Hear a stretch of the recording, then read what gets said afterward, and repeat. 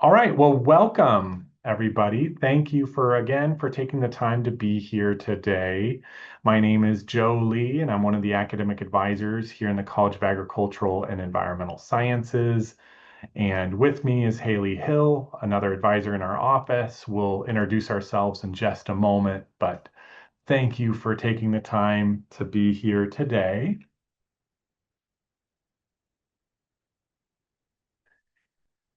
As we get started, we did want to share a brief agenda with you this afternoon.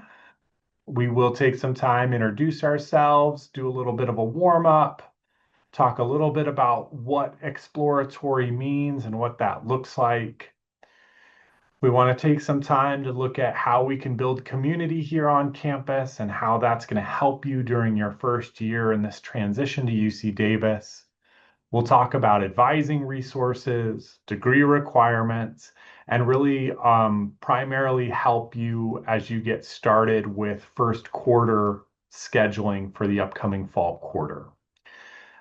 Then we'll take a little bit of time to look ahead, and we'll certainly save some time for Q&A at the end. So with that being said, my name is Joe Lee. I'm one of the academic advisors here in the College of Agricultural and Environmental Sciences Dean's Office. I've been with the Dean's Office since March of 2012. It's been a pleasure to get to know and to work with students, not only as they kind of come in and start their time, but throughout the rest of their time at UC Davis. I've been working in academic advising on this campus since 2008. I am a UC Davis alum. I graduated with my bachelor's degree in history and a minor in education here at UC Davis. In my spare time, my family and I like to spend time heading out to national parks. That picture that you see here is from a hike at Lassen National Park in Northern California. It's been a kind of a favorite spot of ours to go, and so that's one of the cool spots there. So I'm going to turn it over to Haley to introduce herself. Hi, everyone. As Joe mentioned, my name is Haley Hill. I use she, her pronouns, and I'm the front desk advisor in the College of Ag and Environmental Sciences Dean's Office. That basically just means a lot of the time when you call in with a question, you email us, or when you come into the office, I might be the first person you talk to or the first person you see. I do work with our peer advisors in our office as well. So those are our students who might get in touch with you and help you out as you're working through your first year and the years to come. I, like Joe, am a UC Davis graduate, so I initially had planned to be an English teacher, and I did teach English for 6 years. That being said, I got my bachelor's degree in English in the College of Letters and Science, and then I also minored in education and human development. I did get my credential to teach single subject, and I got my master's in education from UC Davis as well. So definitely an Aggie for the rest of my time. And that's partly why I came back to UC Davis as well. I do really love it on this campus, and I'm excited to work with students, just like I was a student myself. In the picture, you see me with Snoopy. You might see a lot of Peanuts gear actually in our UC Davis store. So I kind of stopped and took a picture with it while I was in Santa Rosa. I do come from the Bay Area, San Rafael. I don't know if any of you know where that is, but I like to get back over there where it's a little bit cooler, a little bit more pleasant. Sometimes it is a little bit hot in Davis, but still just nice as the same. So yeah, excited to work with you this year. So we're going to go ahead and turn our cameras off for most of this presentation. So we'll turn on at the end, and you'll have a chance to connect with us with Q&A and questions throughout the presentation. We wanted to start with a little bit of a warm up, and you're welcome to use the Q&A function or the chat function. But what are some of the things that you are most looking forward to seeing or doing during your first week at Davis? What are some of the things that you're excited about and have looked forward to as you think about starting your time here at UC Davis?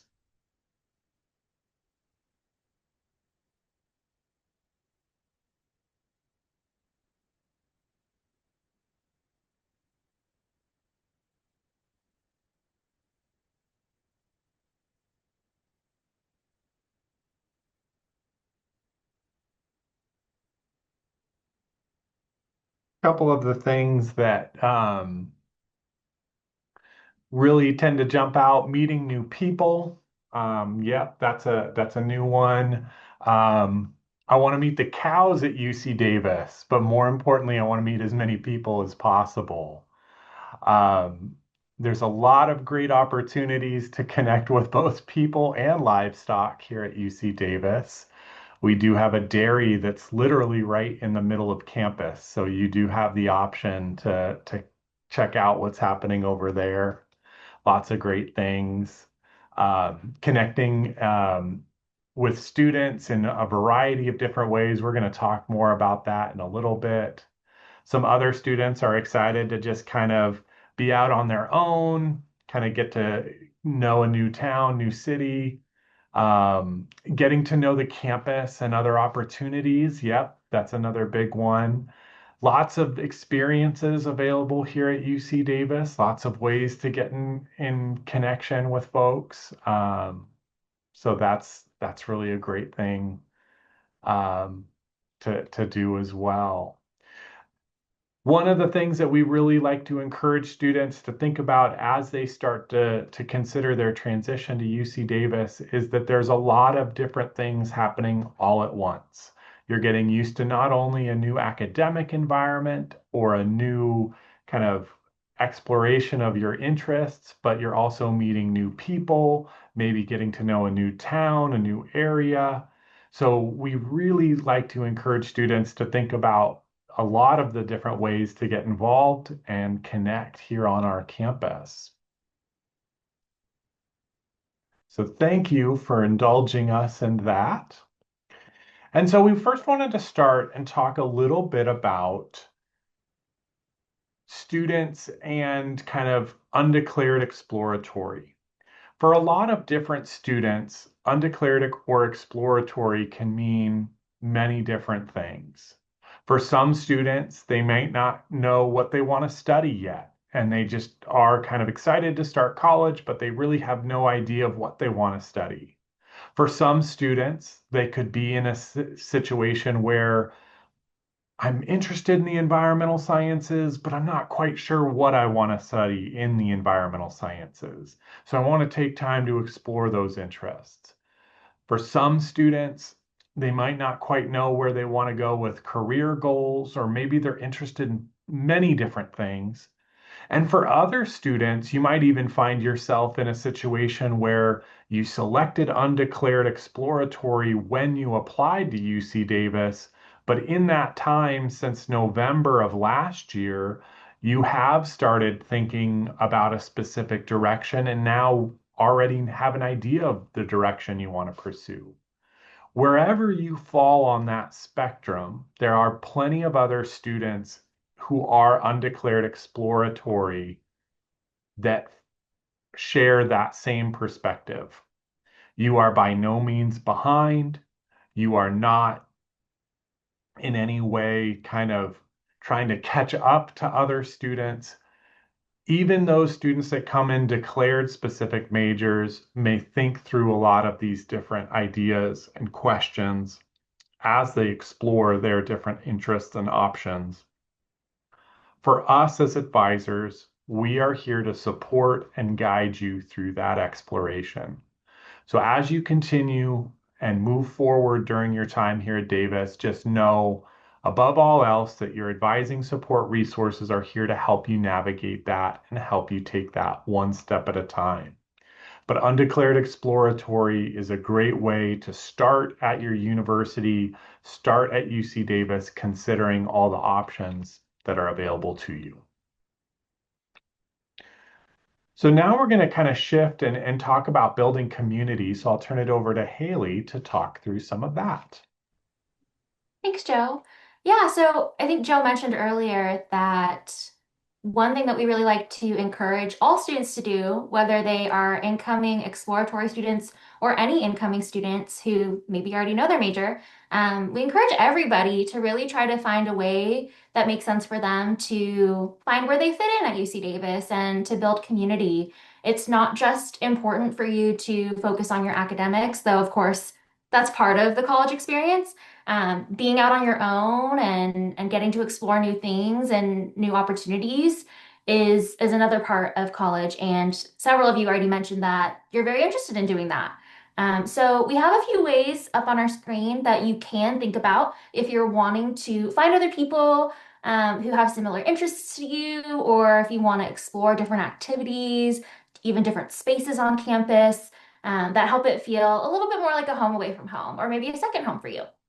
So one of those ways is clubs and organizations. We have a ton. As you can see, that number 800 plus is a pretty big one. We have also opportunities where students are even creating more clubs and organizations. So you can definitely find those online, and I will drop some links in the chat in just a minute. But one of those is going to be a directory that was started that has lots of different organizations you can search that were started by students for students. That includes clubs. So I just dropped in there the Aggie Life directory. You can also look in the website for the Center for Student Involvement, or CSI. They link to Aggie Life, but they list a lot of our different clubs and organizations. And some of those are recreational, some of those relate to different activities, or just different things that you might be interested in. So we do encourage you to explore those. There's definitely something, or maybe more than one thing for everyone. So there's a ton of variety. Another thing that we encourage students to do is find places on campus that they enjoy spending time. Sometimes that might be study spots, or that might be spots where you can connect with other people. So some of our spaces on campus are maybe called identity-based spaces, or affiliated with different cultural or other types of groups that you can connect with. We have various centers like our Veteran Success Center, the Transfer and Reentry Center, and our cross-cultural center. And there's different groups within those even that students can connect with to spend time with, to study, to do different activities, attend events, and more. There are also what we call our resource and retention centers. Those are relatively recent on campus, but they have advising, they have events, they have great spaces that you can spend time in and connect with others as well. So as an example, there's our Center for African Diaspora Student Success, our Center for Chicanx and Latinx Academic Student Success, and many others for other different cultural and identity groups. And I'll go ahead and put the link in the chat for those spaces as well, the community and retention spaces. So you can take a look at those. And just so you know, if you're not feeling like you can keep up with all the links in the chat, we will make an effort to share those with you at another time. And you can certainly spend whatever time you'd like to exploring different things on your own, because we have a ton of information out there. But for College of Ag and Environmental Science students, we actually have several of our own clubs and organizations, and a couple of them actually offer academic credit as well if you would like to add a one-unit class to your schedule, or receive academic credit for the activities that you're doing. So one of those is going to be what we call manners, or multiculturalism in agriculture, national resources or natural resources, and related sciences. Some of them are a little bit of a mouthful, so that's why we use the acronyms. But that organization is very active within our college, and it allows our students to really network and connect with not only other students who are interested in the ag and environmental sciences and natural resources, but also with industry professionals who are working in those fields. So there may be events, there may be conferences where students get to speak and where they get to connect with those industry professionals. And so it's a great opportunity for students who really enjoy speaking and who enjoy getting out there and meeting other people, and exploring different industries. So like I mentioned, that is something that you could take for one unit of credit. And then also it's a club if you prefer not to add a unit to your schedule. Our second and very popular organization within our college is called Aggie Ambassadors. And so that is, again, a club that you can join, or if you would like to add credit, you can treat it as a class as well. But these students are super active with the events within our college. We do have a lot of those events. So even if you're not an ambassador, you can attend those. But they really take a leadership role and they help get those events running. They help make sure students are getting what they need. They provide a lot of input on our workshops.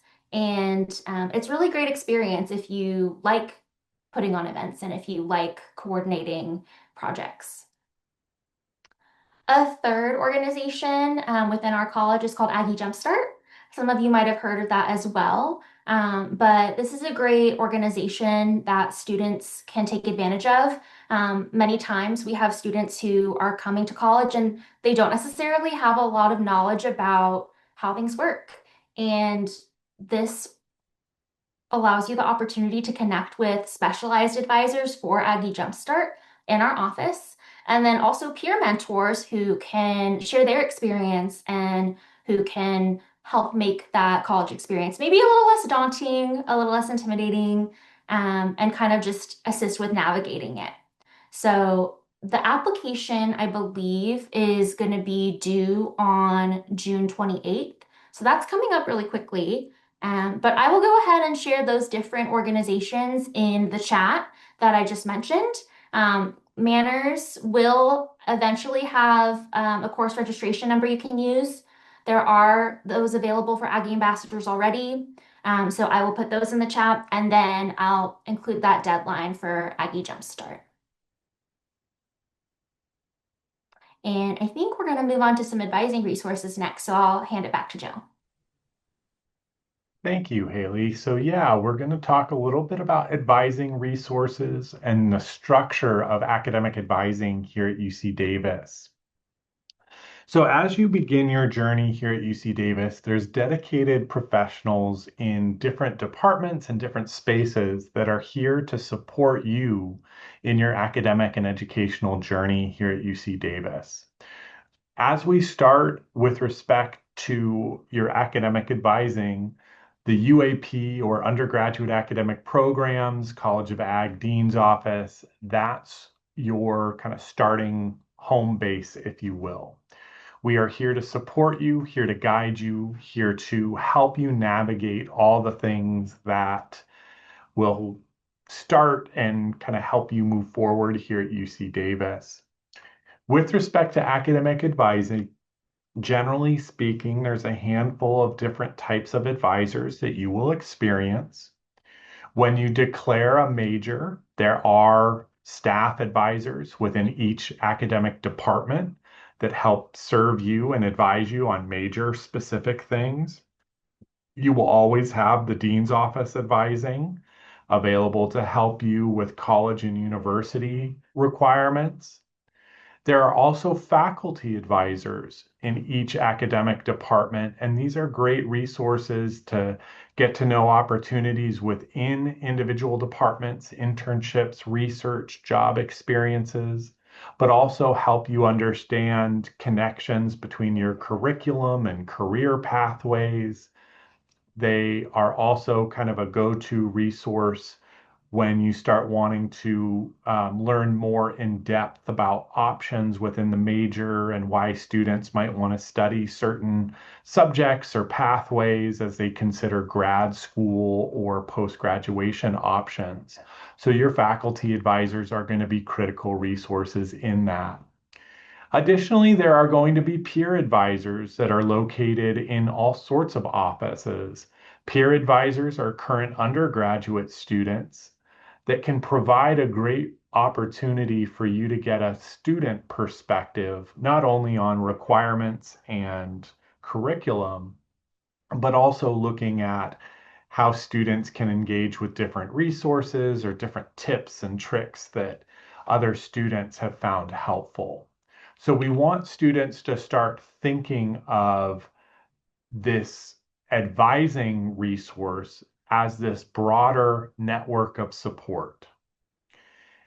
You're going to engage with and connect with these advisors for a variety of different reasons. And you can see a little bit here by this diagram, kind of some of the general topics that you might discuss with major or faculty advisors versus dean's office or peer advisors.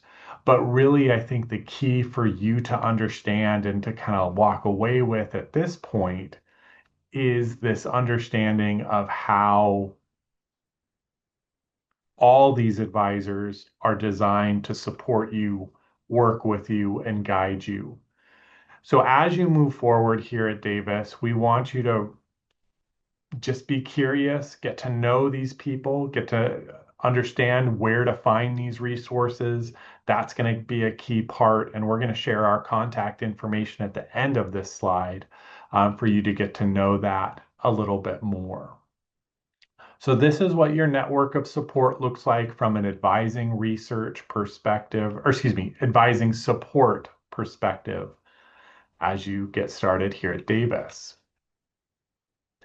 So now we're going to transition back and talk a little bit about degree requirements. So I'll turn it back over to Haley to talk about some of the important degree requirements to consider as you start here at UC Davis.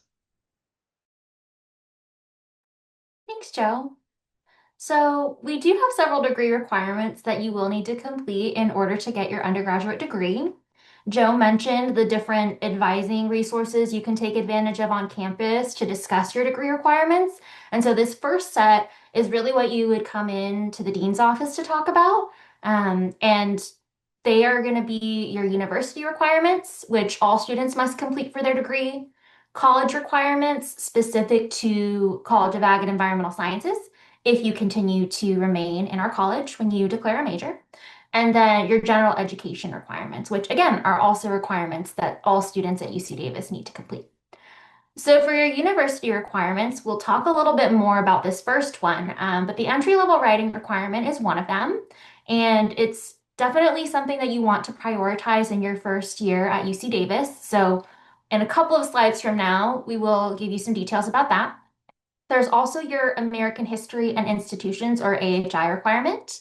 Many students who are going through high school in the United States will take an American history class. So they do tend to fulfill this requirement in high school, but there are various classes that you could take at UC Davis if you still need to satisfy this requirement for graduation.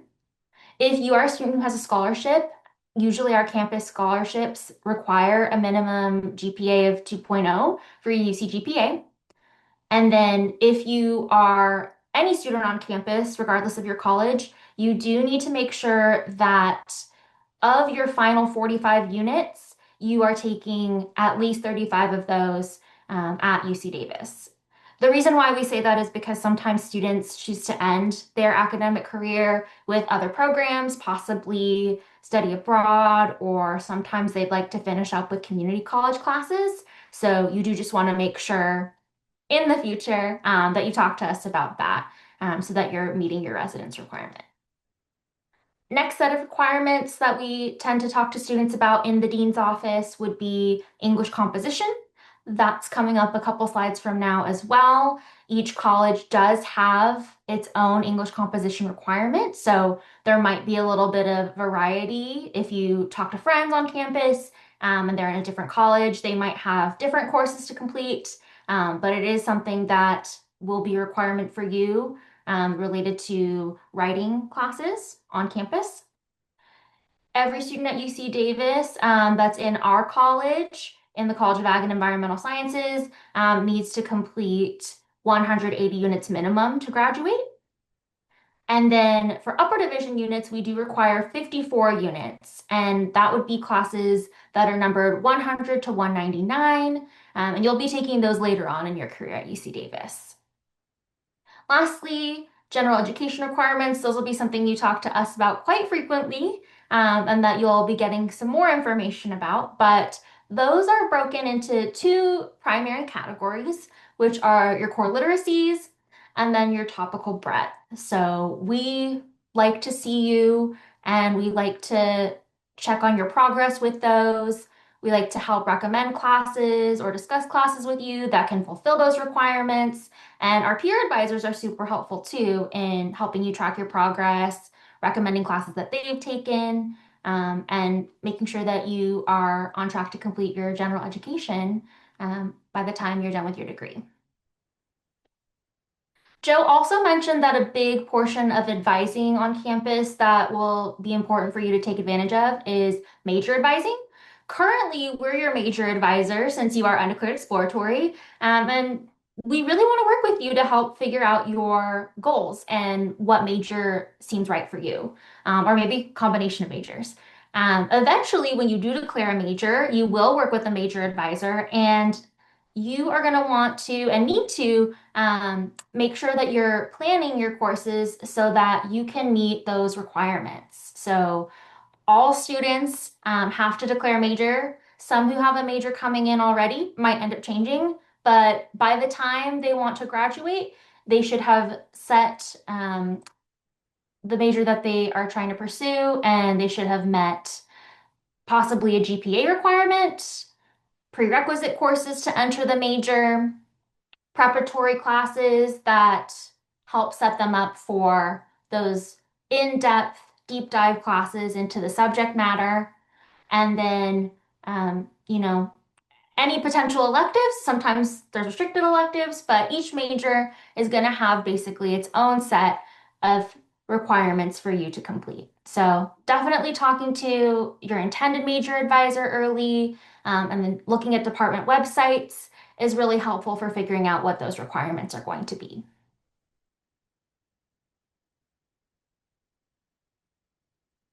So I'll pass it over to Joe to talk a little bit more about those couple of requirements that I mentioned earlier on that first GE college and university requirement slide. One of them is going to be your entry level writing requirement, and the other is going to be your English composition requirement. Yeah, thanks, Haley. So with respect to the entry-level writing requirement, students may have satisfied this prior to starting at UC Davis. There are multiple pathways to satisfying the entry-level writing requirement, but it's important to acknowledge that it must be satisfied within a student's first 3 quarters at UC Davis if it's not satisfied by the time you start.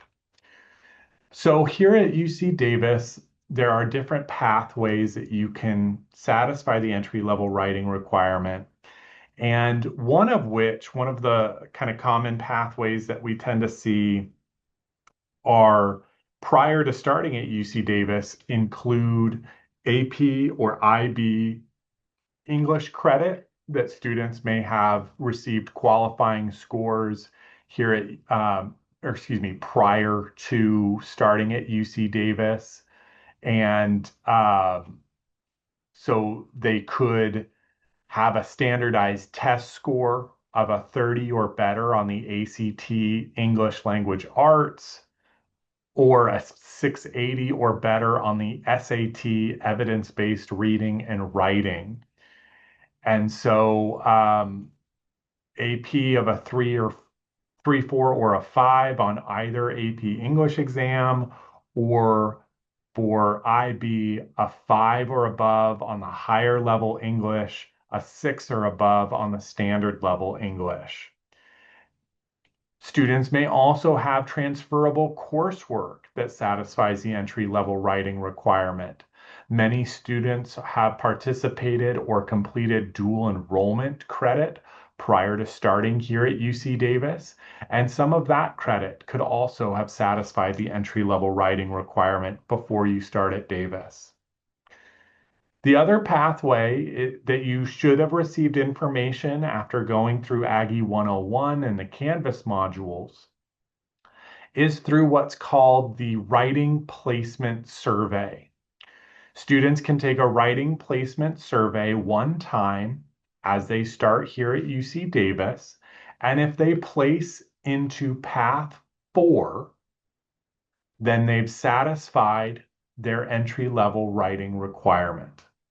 If they place into Path 3, then they need to take a class here at UC Davis to satisfy the entry-level writing requirement.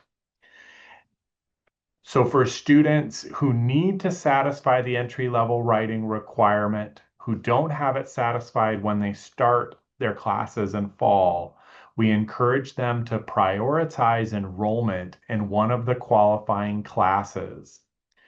Haley shared some of the helpful links about the entry-level writing requirement and the writing placement survey into our chat, and we certainly encourage you to take a look at that. You could also take a look and confirm if you've satisfied the entry-level writing requirement via one of the other pathways. After students satisfied the entry-level writing requirement, there is then what's called the English composition requirement. This is technically part of your general education requirements, but as Haley mentioned before, it is college specific. For the College of Agricultural and Environmental Sciences, it can be satisfied in the three ways that you see here. Students may take 2 courses from lists of approved classes, or if they had an AP English score of a 4 or a 5 and and 1 course from the lists above, or there's a exam that students can take after they've completed 70 units here at UC Davis to make them eligible, or excuse me, to satisfy the college composition requirement. In order to start taking English composition coursework, students do need to have the entry-level writing requirement satisfied. We did get a good question already in our Q&A. If I know I've scored enough on my AP exams for the entry-level writing requirement, do I still need to take the writing placement survey? The answer is no. If you have received a 3, 4, or a 5 on an AP English exam, that satisfies the entry-level writing requirement, and therefore you do not need to take the writing placement survey here at UC Davis. As we continue on with writing requirements, it's important to acknowledge that there are 3 different types of writing requirements. Now, I want to emphasize it's not critical that you have this all memorized right now. This is exactly the type of things that advisors are here to help support you with. But it's important to acknowledge there's the entry-level writing requirement that must be satisfied within a student's first 3 quarters here at UC Davis. There's the college composition requirement that must be satisfied by the time the student graduates. And then there's also writing experience that is one of the GE categories that you will need to complete by the time you finish your degree requirements here at UC Davis. We like to really highlight and emphasize that these are 3 separate requirements. It gets confusing because the names are similar, but we do want to just make clear and make it known for you all that they are separate requirements on their own. So I know that's a lot of information about writing and entry-level writing. The key takeaways for this section and this for you as we head into scheduling tips is that we want to emphasize if you have not satisfied your entry-level writing requirement, be sure to take the writing placement survey. And then if you do not satisfy your entry-level writing requirement via the results from the placement survey, you want to prioritize enrollment in an entry-level writing course during fall quarter.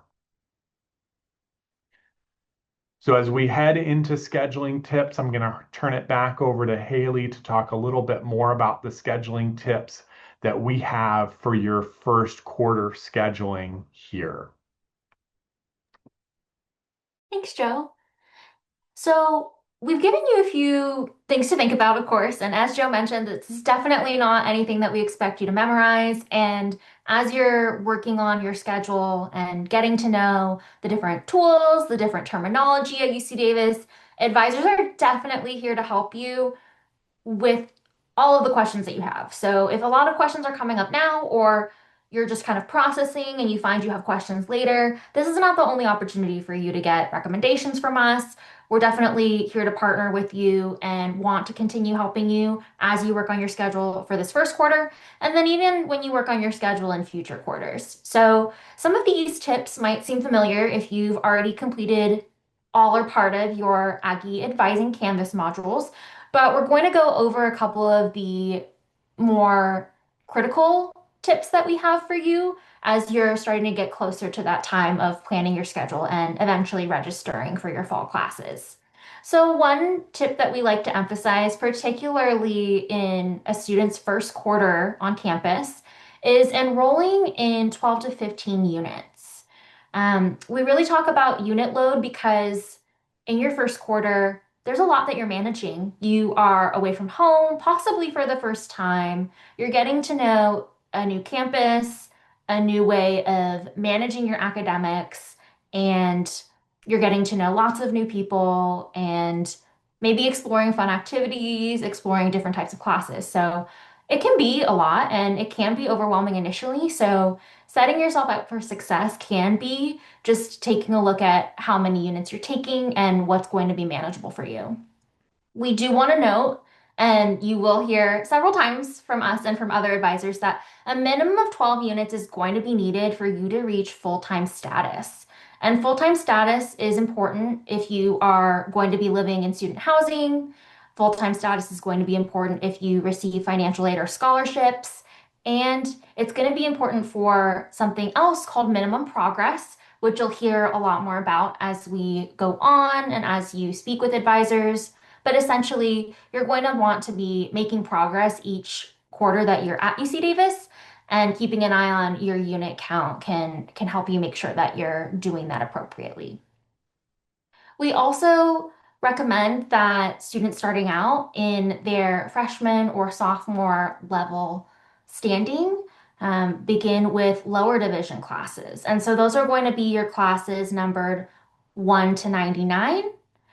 It does not necessarily mean that you cannot take upper division classes, but starting with the lower level classes allows you to be prepared for future courses and get a sense of what college level classes are like, including the rigor at UC Davis and just anything that you might need to know before you move on. So a lot of lower division classes might even be prerequisites for upper division classes you take later. And it's just important, as we'll get to in the future, to be keeping an eye on requirements that you might need to meet in order to take classes later on. We recommend also that you take a combination of STEM and non-STEM classes when planning your schedule. That is going to sort of depend on the major or majors that you're considering. So if you are considering a science-based major or a major that might require math, that is going to be more applicable than if you're considering a field in the humanities or social sciences, possibly. But definitely, if you're planning to take science and math classes, it's helpful not to load yourself up on too many of those at once, just to be able to make sure that you have time to study and practice the concepts and to manage the content, which can be a little bit difficult at times if you are taking all STEM classes, for example. Um, if you're wanting to work in non-STEM classes, that's a good opportunity to add in some general education classes. So that's something that an advisor can help you with too.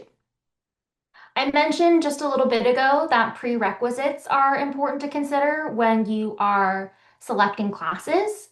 Some classes do require prerequisites be met in order to register, and also just to prepare for the content that's going to be in the class. So using Schedule Builder to identify those prerequisites, talking to advisors to identify those is going to be really helpful for you. Similarly, enrolling in math or chemistry classes, particularly those introductory classes at UC Davis, will mean that you need to have qualifying placement exam scores. I will go over that in just a minute, but hopefully you've already heard that there are placement exams at UC Davis, and that there are testing windows for incoming students. Joe already mentioned that registering for an ELWR course during your first quarter is going to be crucial if you have not yet satisfied ELWR. If you aren't able to register for an ELWR course this first time around, though, we can discuss with you a future time to take one of those courses. As another reminder, Joe mentioned this before, but to be eligible for writing experience general education credit, you will need to have satisfied your entry-level writing requirement. Alrighty, so I did mention I was going to talk a little bit more about the placement exams. There has already been a testing window for incoming students for both math and chemistry. That was earlier in June, I believe the 8th through the 15th. But if you missed that window, or if for some reason you took the placement exams and you're wanting to try to take them again, this information is going to be helpful for you. I will start with the chemistry placement.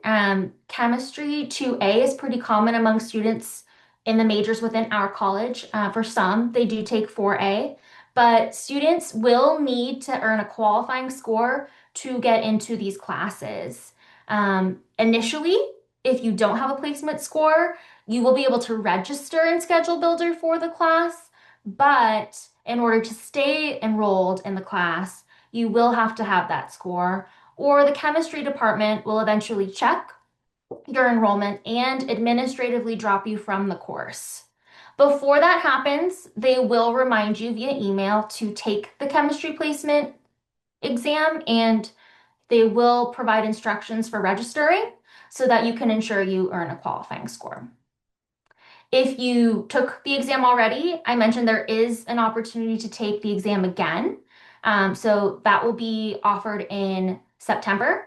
There's an early placement window and then one a little bit closer to when classes start. And then an alternative that some students seek if they maybe want to strengthen their foundation in chemistry concepts would be taking Chemistry 1 or Chemistry 1B, so that they can move on to Chem 2A or 4A without having to retake the placement exam. And so if you take that class, you earn a C minus or higher, you would be good to move on. Next, I want to mention a couple things for the math placement. It's very similar to chemistry placement in that the testing window has already passed for our initial June testing, but there will be times available later in September to take the exam again or to take it the first time if you didn't get a chance to. A qualifying score is going to be needed for any of our entry-level math classes like Math 12, Math 17A, 19A, 21A, or 21M. So if you are considering enrolling in a math class for your first quarter, then you do want to make sure that you are keeping an eye out for those placement exam dates so that you can take the placement exam and earn a qualifying score.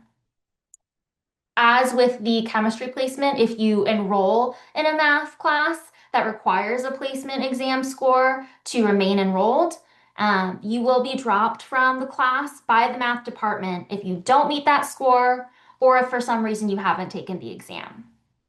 And also, like the chemistry placement, you have the option to retake the exam if you need to, and you can certainly work with an advisor to discuss your options and figure out the math series that is going to be the most appropriate for you and your potential major interests later on. So I will go ahead and share links in the chat for those chemistry placement exams so that you can save them and keep the information in mind for later.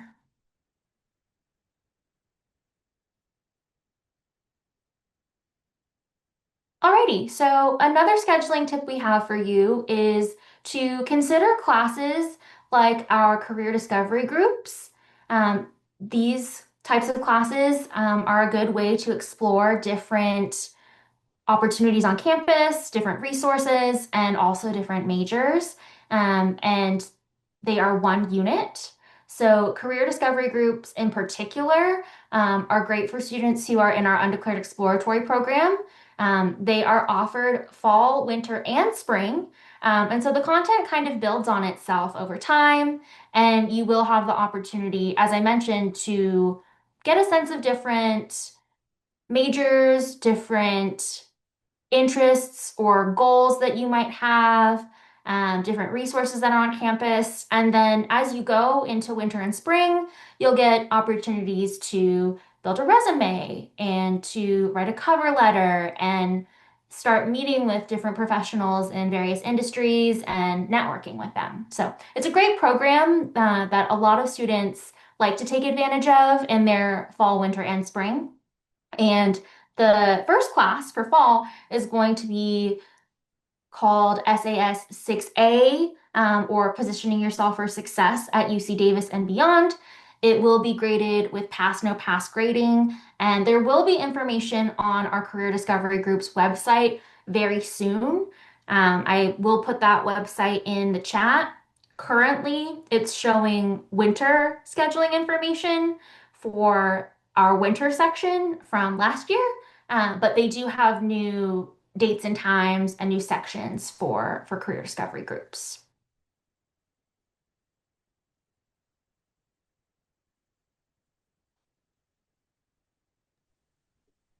All right, so looking ahead. So we've talked a little bit about scheduling, we've talked about advising support resources. So what's next?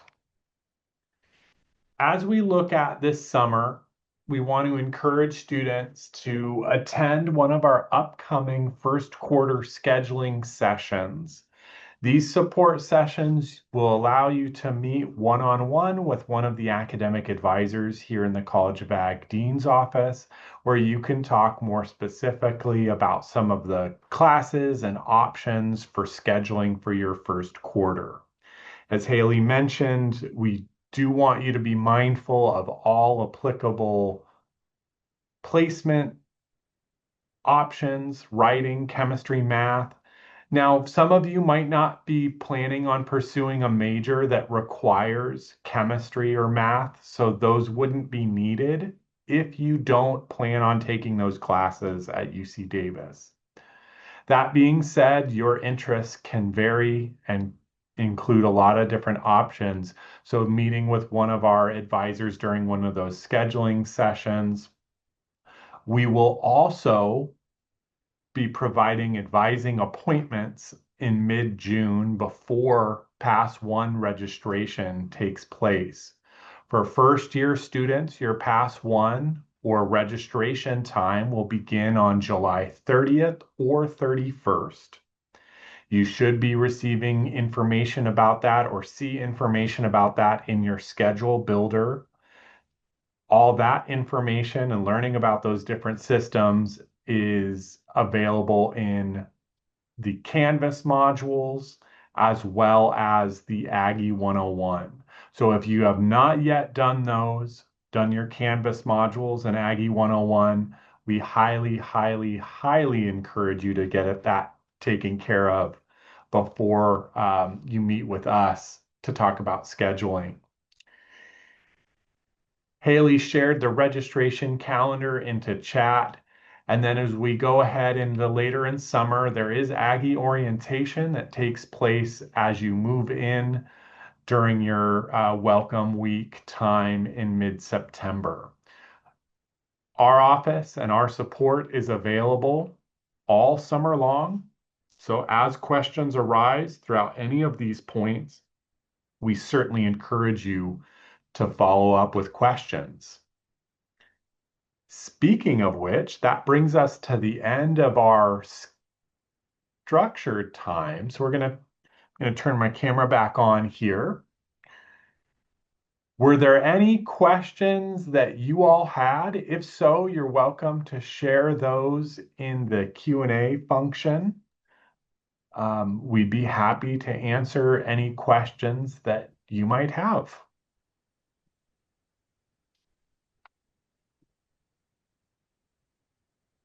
As a reminder, this webinar will be shared and posted on our website. We'll be sending out a notification or an email when that does get posted. So if there's anything you want to go back and review, you're going to have the opportunity to do that as well. But we'll stay on for a few more questions, and if there's any thoughts that you have, but this The Q&A portion here does bring us to the end of our time.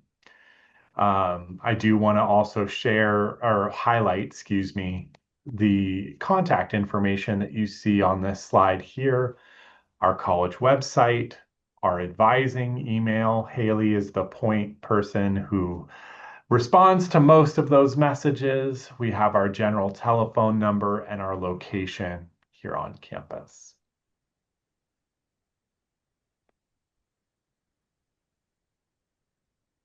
Alrighty, it looks like we do have a question. If I retake the math readiness assessment, would there be an open window time just like there was in June?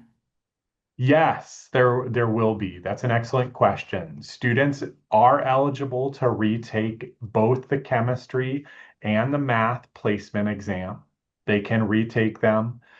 The only thing to consider in that, and you'll see that information on those websites that Haley shared a little bit ago, the next testing windows don't take place until after Pass 1 registration. So what that means is you may end up putting yourself in a position where you sign up for a class during Pass 1 of registration that maybe you haven't yet met the placement for. That's okay with the intention of taking the placement and hopefully getting a qualifying score at that point later in the summer. But if you did not receive that qualifying score, you do need to be mindful that a schedule adjustment will need to be made closer to the start of the quarter. But yes, you are able to retake that, and the information about those windows are found on the respective chemistry and math placement websites. So great question about that.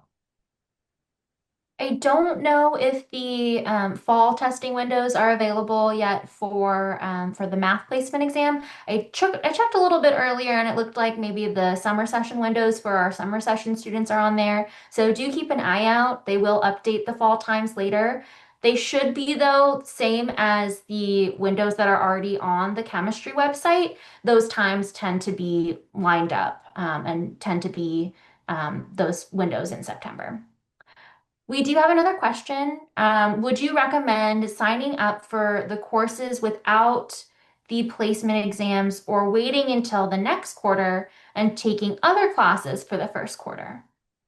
That's a great question. And one of the things that we would encourage students to think about is what's going to help them be successful long term here at Davis. What I mean by that is considering that many of our STEM majors requiring chemistry, biology, calculus, those subjects build the foundations for those majors.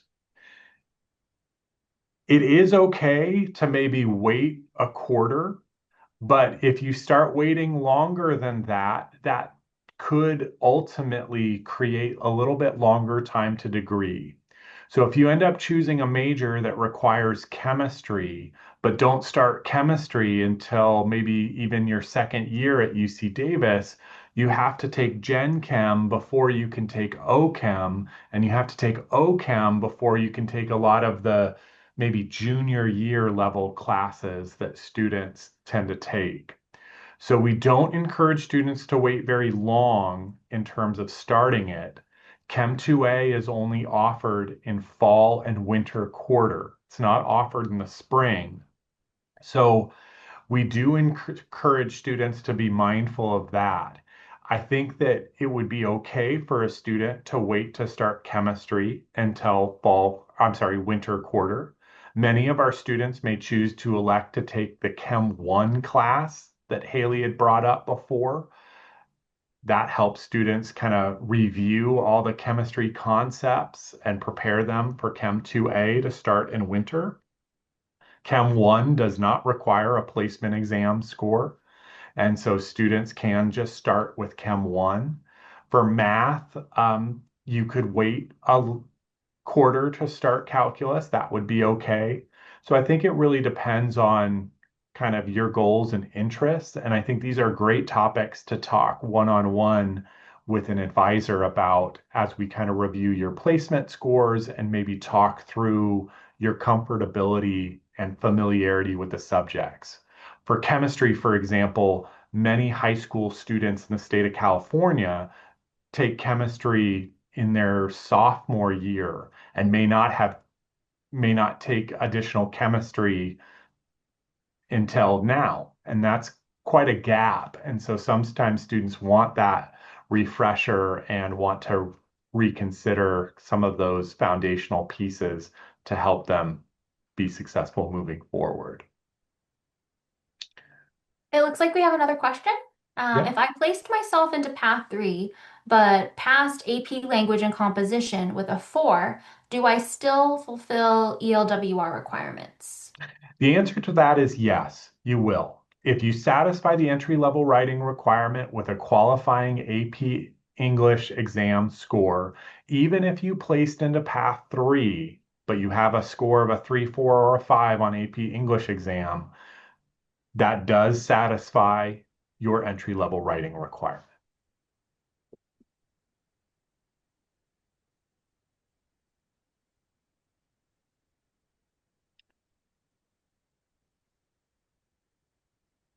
Any last questions from folks this afternoon or evening or morning, wherever you all may be?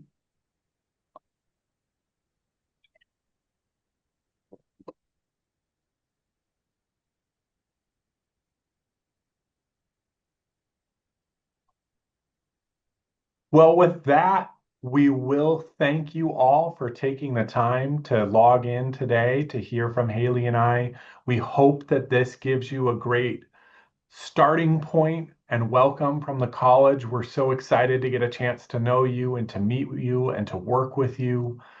We wish you nothing but the best as you continue on this summer, and we look forward to hearing from you before too long. So, with that, thank you and have a great rest of your day. Bye bye.